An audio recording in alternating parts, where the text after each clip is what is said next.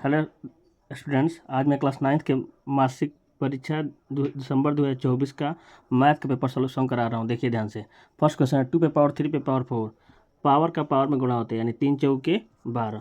तो यहाँ लिखेंगे 2 पे पावर 12। 2 पे पावर 12 का मान होता है 4096। इसको ऐसे करेंगे 2 गुणे 2 गुणे 2 गुणे 2, ऐसे करते जाएंगे तो इसका आएगा 4096। पहला का ऑप्शन ये होगा। सेकेंड नंबर क्वेश्चन है 3 पे पावर 0 पे पावर 5।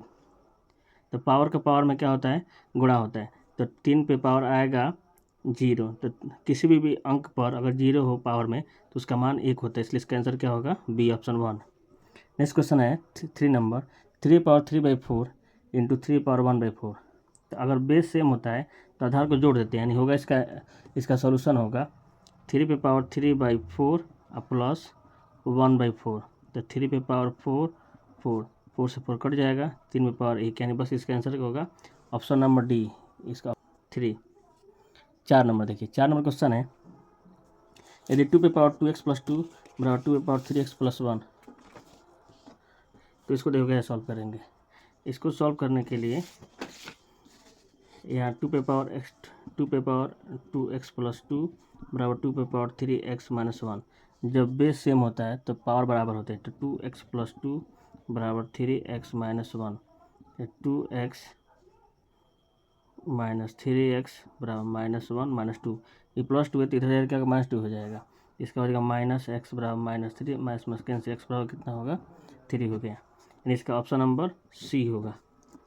नेक्स्ट क्वेश्चन है 5 नंबर कि तापमान के लिए सेल्सियस तथा फ़ारेनहाइट में संबंध C/5 बराबर F माइनस 32/9। C बराबर दिया है -40। तो C का मान -40 रखेंगे, -40/5 बराबर हो जाएगा F माइनस 32/9। 5 से घटाएंगे 5/40 माइनस 8, तिरछा गुणा करते हैं -72 बराबर F माइनस 32। तो होगा F बराबर -72 प्लस 32। तो F बराबर हो जाएगा, इसको घटाएंगे -40 डिग्री सेल्सियस फ़ारेनहाइट, यानी ऑप्शन नंबर सी इसका आंसर होगा 5 का सी। नेक्स्ट क्वेश्चन है 6 नंबर यदि F बराबर दिया है 9/5 इंटू सी प्लस 32 में तापमान 95 डिग्री फ़ारेनहाइट है, तो इसका मान बताना सेल्सियस में। तो जहाँ F है 95 यहाँ पर रखेंगे और रखने के बाद इसको सोल्यूशन करेंगे तो सी का मान आएगा। देखिए कैसे दिया है 95, यानी F बराबर 9/5 सी प्लस 32। तो 32 को 95 के पास ले जाएंगे तो होगा 95 माइनस 32 बराबर 9/5 इंटू सी। घटाएंगे 5 में से 2 गया 3, 9 में से 3 गया 6 बराबर 9/5 इंटू सी। 9 से कट जाएगा 7 बार में, ऊपर ऊपर कट जाता है, जब बराबर आता है तो तिरछा गुणा कर देंगे 5 7 35। सी बराबर कितना आ गया 35। तो 6 नंबर में होगा B option 35 degree Celsius. 7 number question देखिए। 7 नंबर क्वेश्चन है कि किस चतुर्थांश में भुज ऋणात्मक तथा कोटि धनात्मक होती है। तो भुज को बोला जाता है, भुज को बोलते हैं x और कोटि को बोला जाता है y, यानी होगा x और y। तो देखिए यहाँ से हम एक डायग्राम बना रहे हैं। यहाँ पर आता है प्लस माइनस, यहाँ भी प्लस यहाँ भी माइनस। तो यहाँ होगा प्लस प्लस प्लस माइनस, और यहाँ माइनस माइनस, यहाँ होगा प्लस माइनस और प्लस। ठीक है, देखिए यहाँ होगा माइनस प्लस, यहाँ होगा माइनस और प्लस, माइनस और प्लस, और यहाँ होगा x का पहले प्लस लेंगे और y का क्या लेंगे माइनस, प्लस माइनस। क्वेश्चन में पूछ रहा है कि भुज ऋणात्मक, यानी कि भुज क्या हो ऋणात्मक हो और कोटि क्या हो धनात्मक प्लस हो। तो माइनस प्लस किस में है, सेकेंड वन है, फर्स्ट है, ये सेकेंड है, और ये थर्ड है, और ये कौन सा है फोर्थ है। तो सेकेंड इसका आंसर हो गया, यानी कि 7 का कौन सा होगा 7 का बी नंबर होगा इसका आंसर। 8 नंबर है, 8 नंबर क्वेश्चन दिया है कि यदि ए बी तथा सी डी वृत्त की 2 समान जीवाएँ हैं और ओ वृत्त का केंद्र है। देखिए ए बी और सी डी वृत्त की 2 समान जीवाएँ हैं, सेंटर ओ है, इसको ए भी मान लेंगे और इसको सी डी। दो जीवा हो गए, दो समान जीवा हैं तो ओ वृत्त का केंद्र है, तो इसमें क्या होगा, इसका होगा ए ओ बी बराबर C O D, option number B. Option इसका कौन सा होगा, बी। आप देखेंगे क्वेश्चन नंबर 9। नेक्स्ट क्वेश्चन है, वृत्त की सबसे लंबी जीवा कहलाती है। तो वृत्त की सबसे लंबी जीवा कहलाती है आपका व्यास, यानी कि डायमीटर। इसका ऑप्शन होगा डी, वृत्त की सबसे लंबी जीवा व्यास कहलाती है। वृत्त के केंद्र से जीवा पर डाला गया लंब इसे किस अनुपात में विभाजित करता है, तो इसका ऑप्शन नंबर डी होगा, 1:1 ही होता है इसका।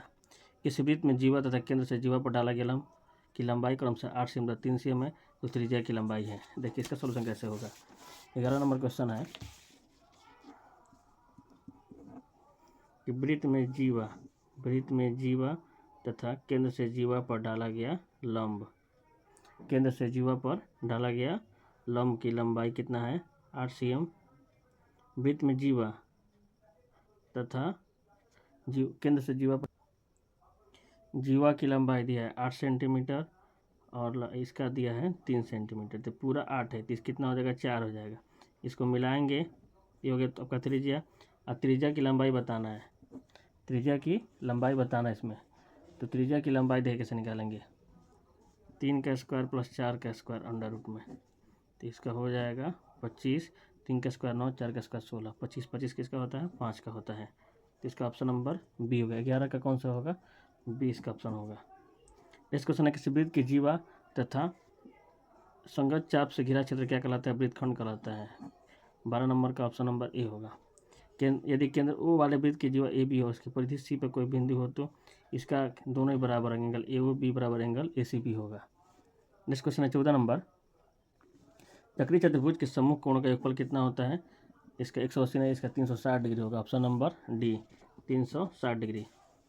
15 नंबर क्वेश्चन है, किसी वृत्त में व्यास द्वारा परिधि पर अंतित कोण का मान कितना होता है, तो किसी वृत्त में परिधि द्वारा अंतित कोण का मान 90 डिग्री होता है। इस सारे मासिक पेपर को यदि हम सॉल्व कर रख लेंगे तो ये हमें 9th के फाइनल एग्जाम में काम करेगा। देखिए नेक्स्ट क्वेश्चन है 16 नंबर, ए बी और सी डी वृत्त की दो जीवाएं केंद्र से समदूरस्थ है, तो ए बी बराबर सी डी हो गया, ऑप्शन नंबर इसका सी होगा। 17 नंबर है कि केंद्र ओ वृत्त का केंद्र है, तो परिधि पर 3 बिंदु ए बी और पी इस प्रकार है कि ए ओ बी बराबर 64 डिग्री, ए ओ बी 64 डिग्री है, तो ए पी बी इसका मान बताना, ए पी बी का मान। तो देखिए इसका क्या करेंगे, 180 में से 64 घटा दिया जाएगा, 10 में 4 गया 6, 7 में 6 गया 116 डिग्री आएगा इसका, ऑप्शन नंबर ए, इसका ऑप्शन नंबर ए होगा। नेक्स्ट क्वेश्चन, आयतन। बेलन का आयतन क्या होता है, बेलन का आयतन तो पता होता है पाई आर स्क्वायर एच होता है, 1/3 पाई आर स्क्वायर एच इस शंकु का होता है, ठीक है। इसलिए इसका ऑप्शन बी होगा, पाई आर स्क्वायर एच, जिसमें 1/3 लगा रहता है उस शंकु का होता है, किसका होता है, शंकु का आयतन होता है।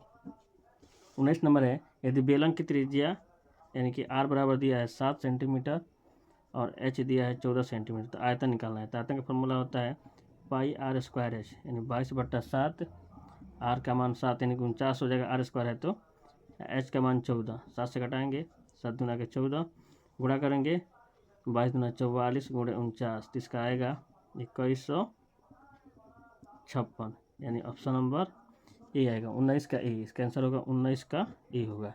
नेक्स्ट क्वेश्चन देखें, देखिए 20 नंबर क्वेश्चन, यदि बेलन के आधार की त्रिज्या आधी कर दी जाए और ऊंचाई अपरिवर्तित रहे तो आयतन का अनुपात कौन सा होगा। तो देखिए इसका क्या सोल्यूशन होगा, आधार की त्रिज्या मान लीजिए आर, इसका आधा कर दिया 1/2 आर कर दिया गया, ऊंचाई जैसा था ऊंचाई वैसा ही है, तो अगर इसका हम आयतन निकालेंगे तो इसका आयतन हो जाएगा पाई आर स्क्वायर एच, बेलन का पूछा जा रहा है, इसका आयतन निकालेंगे तो पाई आर स्क्वायर, तो आर का जब रखेंगे हम 1/2 आर, 1/2 आर का स्क्वायर इंटू एच, यहाँ बराबर देंगे, पाई से पाई कैंसिल, एच से एच कैंसिल, तो आर स्क्वायर बराबर 1 का स्क्वायर 1, 2 का स्क्वायर 4 इंटू आर स्क्वायर फिर कैंसिल, तो इधर हो जाएगा 4, यानी कि 4 बराबर 1, यानी कि 4:1, इसका ऑप्शन नंबर ए होगा, 20 का ए होगा, इसका आंसर क्या होगा 4:1। 21 नंबर है, यदि बेलन के आधार का क्षेत्रफल 45 वर्ग सेंटीमीटर तो ऊंचाई 10 सेंटीमीटर है, ऊंचाई कितना है, बेलन के आधार का क्षेत्रफल 45 वर्ग सेंटीमीटर, ऊंचाई 10 सेंटीमीटर, तो आयतन कितना होता है, बेलन का आयतन होता है pi r square h, pi r square h, pi r square h. यानी कि यहाँ देखिए पाई आर स्क्वायर एच। ठीक है, ध्यान से देखिए तब समझ में आएगा, स्किप करके देखने पर नहीं समझ में आएगा। देखिए तो क्षेत्रफल जो होता है पाई स्क्वायर होता है, बेलंग का जो क्षेत्रफल होता है यानी कि जो आधार का क्षेत्रफल होता है पाई स्क्वायर होता है। इसका दीजिए मान 45 और इसका हाइट दिया है 10, दोनों गुणा करने कितना आएगा 450। ऑप्शन नंबर बी इसका आंसर होगा, इसका बी। इस क्वेश्चन है 22 नंबर, यदि समान ऊंचाई वाले दो बेलंग की त्रिज्याओं में 1:2 का अनुपात है तो आयतनों में क्या अनुपात होगा। तो देखिए इसमें त्रिज्या दिया है, ऊंचाई सेम दिया है, तो बस यहाँ कर देंगे।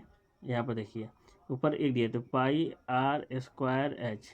ठीक है, और यहाँ पर 2 दिया है तो आर का मान 2 रखेंगे तो 2 का स्क्वायर कितना होगा 4 होगा, 4 आर स्क्वायर इंटू एच, सब कट जाएगा, बस 1/4 है तो इसका आंसर होगा 1/4। ऑप्शन नंबर ए 22 का ए होगा।